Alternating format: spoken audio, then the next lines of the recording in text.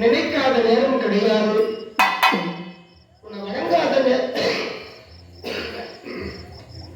உன்னை வணங்காத நேரம் கிடையாது. யாமும் ஜாமும் எழுந்திருக்கின்ற நேரமில்லா சதா உன்னையே நினைத்துக் கொண்டிருக்கின்றார்கள். உன் குழந்தைகளும் மனைவி மக்கள் பேரப்பிள்ளைகள் குற்றார் உறவினர்கள் உன்னுடைய அனைத்து மக்களும் இந்த ஆலயத்தில் வருகின்ற போதெல்லாம் உன்னை நினைத்து நினைந்து குறை ஒன்று இல்லாமல் வழிநடத்திக் கொண்டிருக்கின்ற ஆலயத்திலே ஏனென்றால் இது தை அமாவாசை. அதனாலே அவருடைய ஆத்மா இந்த இடத்துல இருப்பதனாலே அவரை சிறிது நேரம் வணங்கி வழிபாடு செய்து கொண்டிருக்கின்றோம். இங்க வந்தது யாரையா சுவாமி? இந்த குழந்தை பூமுடியில் விளையாடி கொண்டிருக்கிறீர்கள். இரண்டு வார்த்தை நல்ல வார்த்தா இருக்கணும்.